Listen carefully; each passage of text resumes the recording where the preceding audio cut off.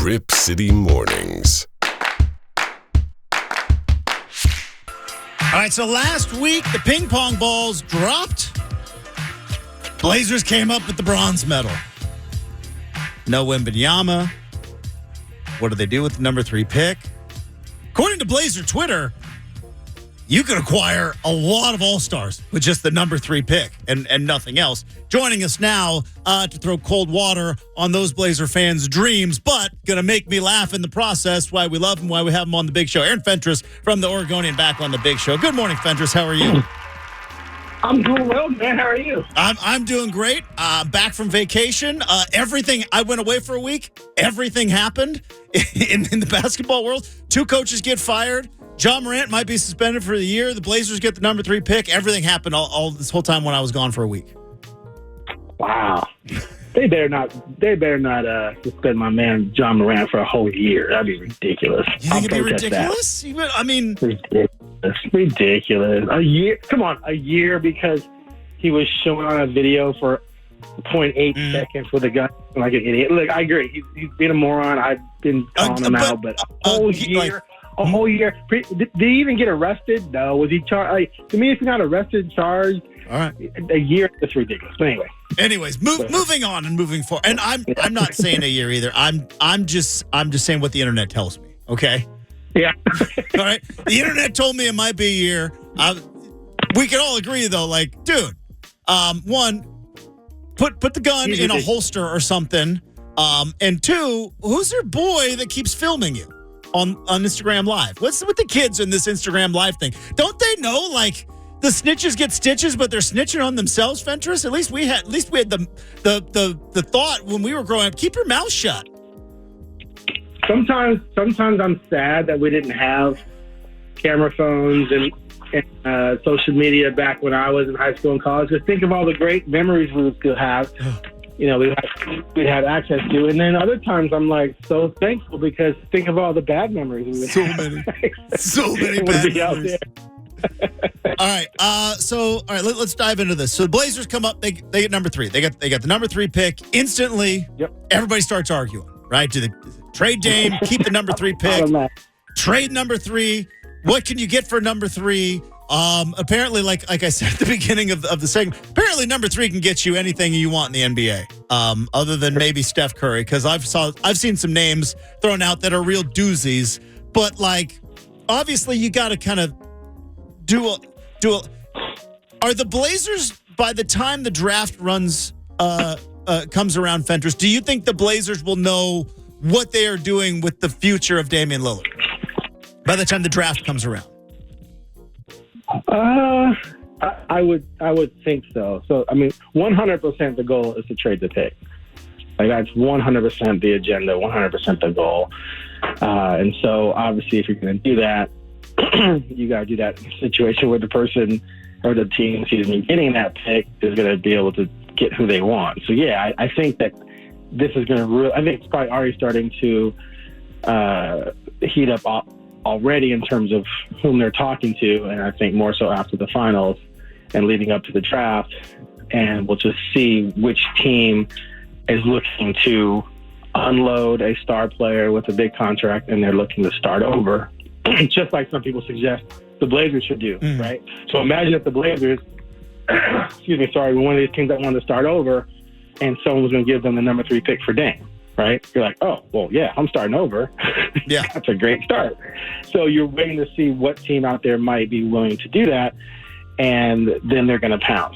Now, the argument so the argument people have is, should they trade the pick or should they keep it and trade Dame? You can't have the discussion about whether or not to trade the pick until you know who they can get for the pick. Agreed. So every conversation without including that and naming who the player might be is just silly. All right, so let's name some players. Why not? Let's let's do it. Because the one that popped up was DeAndre Ayton. That name kind of popped up, and I know the report from Flex, who Chad and Dwight had on, said it wasn't just straight up number 3 pick for DeAndre Ayton. That would be a fleecing. Right. Obviously, I think, and there's also, I got some red flags with DeAndre Ayton, but you pointed out as well on Twitter, like he's 24. There's a lot of guys that were kind of knuckleheads at 24, kind of got it figured out, maybe a change of scenery, and had great careers. But where are you in terms of like the Blazers? Intrigued by DeAndre Ayton? Thoughts? I instantly was like, boy, I want no chance. But then, and again, I don't mean this in a mean-spirited way, but then you think, well, you've already got Nurk. There's a lot of red flags there, too. Right. So his first tweet made it sound like the Blazers had to give up number 3 in pieces for Ayton. And then he not reversed it, but he clarified himself and said the Blazers would get something else. What else would you get? Like, Mikal Bridges is gone already. Who are you going to get? Mm-hmm. I looked at the roster. Are you giving the Blazers Devin Booker? Yeah, let's do it. That's right. So I just don't see where a potential trade could even materialize there. I guess if you brought in the third team and they gave the Blazers something, but then again, what is Phoenix giving up to that team? So also, you mentioned Nurkic. Like, I would much rather have Nurkic and Scoot Henderson than Ayton. Mm-hmm. And Ayton might be better. I mean, he is better, I guess, but he isn't that much better. He just isn't. For me to give up number 3. So I just don't see Ayton as remotely a possibility. Now, if we're talking Ant and the number 23 pick, okay, now that to me, that makes sense because Phoenix needs a point guard of the now and the future. I guess they're going to keep CP3 after all, but if they're going to bank on that guy at 39 next year, more power to him. I mean, I don't understand why people are banking on him at all from 35 on, but okay. So that to me makes sense. And if Phoenix fans grumble about it, it's like, well, you guys trash the guy. This is what I love about fans. Fans trash a guy and then want the world for him. It's hilarious.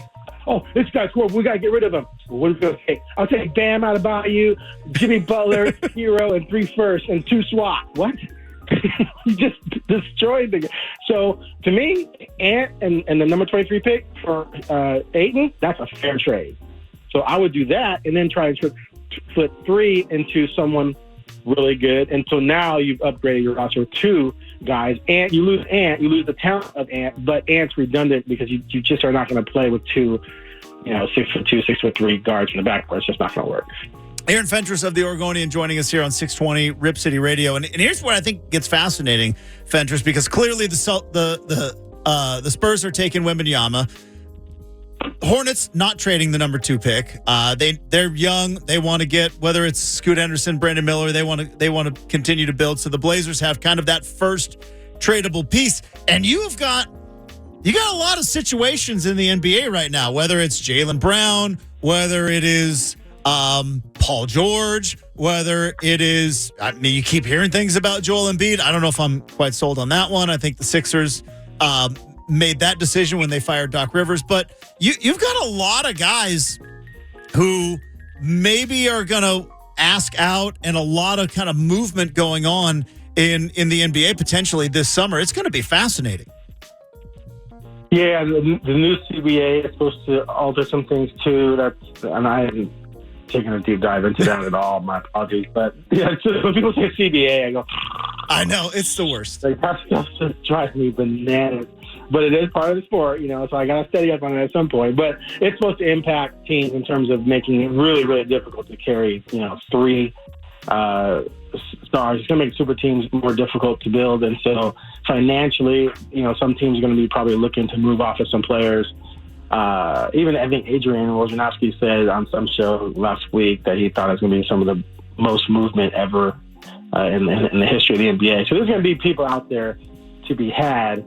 But the question comes down to, like I said, whom they can get and what team, what franchise, what GM covets Miller and Scoot. Mm-hmm. Like, that's the thing that's when these types of trades are made. When some GM goes out there says, man, I think Scoot Henderson is a combination of Dame and Derrick Rose. I got to have that guy. That's when things become available. And so when people argue about, who should do what for what, where, what, it's going to come down to what a GM really wants or how much they want that pick. And I'm not convinced the Hornets are going to take Miller because of the positional thing. I'm of the belief, especially high in the draft, you take the best player and you sort out the positions later.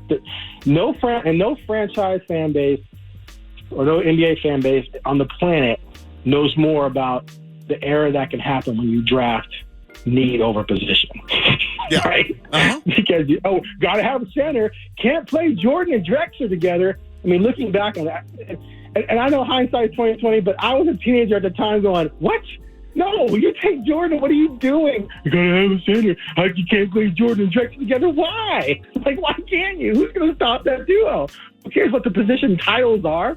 Anyway, if they think Scoot is better than Miller, they're going to take Scoot, and they can get away with it because Melo is 6'7", and he doesn't play defense anyway. But if he learns to play defense, he can guard two guards, and then you got Scoot guarding the point, and so now you got two dynamic scoring point guards in your backcourt, which is tough to defend, especially when one's big enough to defend a two guard. So I'm not convinced they're just going to take Miller because it's a positional fit. I'm taking the bet. Like, are you going to pass on, a Derrick Rose or Dame because you like Josh Jackson? Because you need Josh Jackson. You need a small forward, so you take Josh Jackson. Like that's the type of mistake you can make when you take position, not the best player. So who knows who will be there now? If they do a rebuild.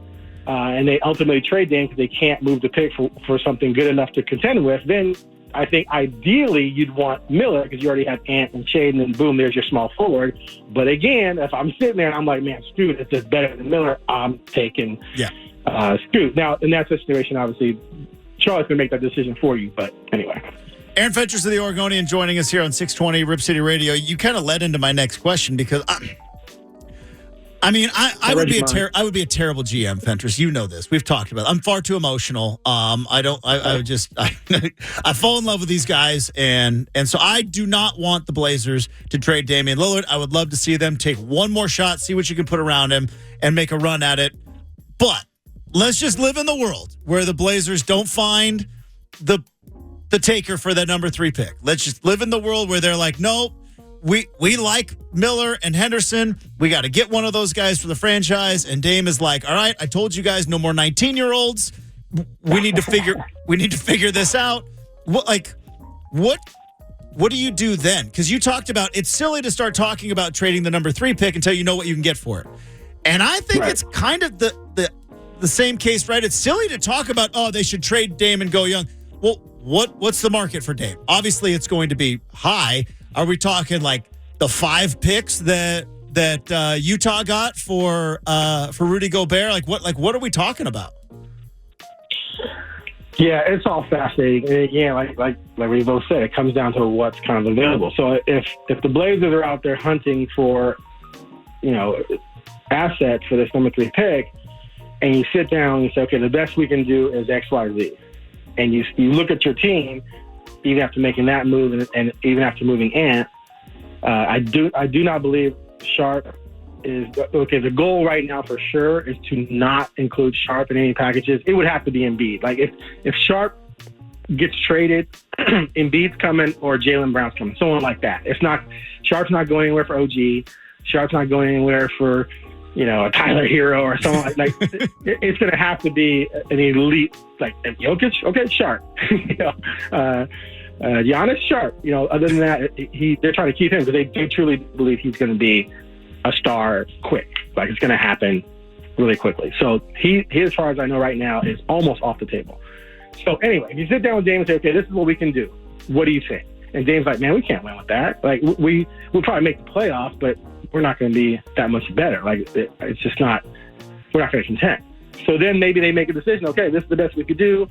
What do you want to do? And Dame says, I would like a chance to try and win the title. So now you start the process of trading him. I don't think they're going to get nearly the haul back that some fans have put out there. Like, I think the Gobert trade has already been viewed as they gave up too much. Dame's going to be 33. I think at the most what you hope for is a good young player and a bunch of picks. So that's why, and plus Dame's going to dictate where he wants to go. Like you can't just open it up to 2019. Dame's going to basically say, I would like to go to these places because I want to contend. Well, if he's going to go somewhere to contend, you can't gut that franchise. So when people say, if he goes to Miami, we got to get Bam. Well, no, Dame's not going to Miami to not play with Bam. That's stupid. You're going to get Hero and a bunch of picks. You can't send them to Philly for Embiid. No, you're going to get Tobias Harris and some picks. Right now, maybe if Jaylen Brown says, I want out, this is the best case scenario for me. Jaylen Brown's like, I'm done with Boston. They just flamed out, in the playoffs, and a Dame Jaylen Brown swap. And if Boston thinks, okay, we have a 3-year window with Dame and Tatum to try and win a title, our defense is already really good. Dame is obviously Dame.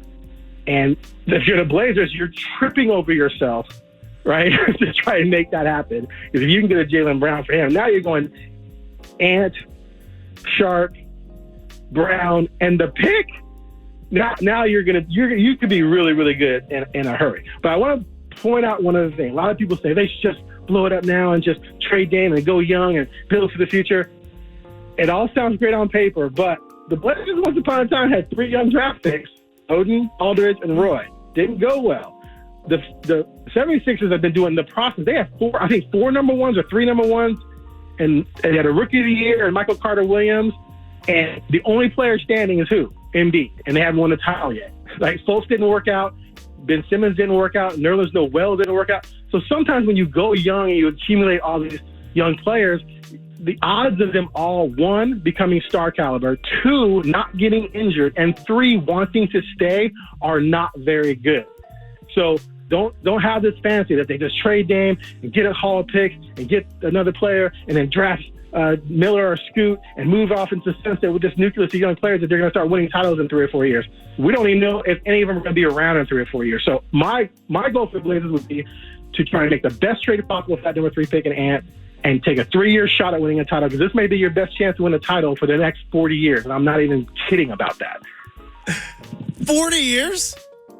Dude, 40? I'm going to be in my 80s? Are we even going to be playing basketball? Are they going to have a 5-point line by then? Listen. And this is not in the now. When the Pippen, Stoudemire, that era blew up, right? My thing was like, the Blazers are screwed. The only way they're ever going to get into contention is going to be if they get lucky in the draft.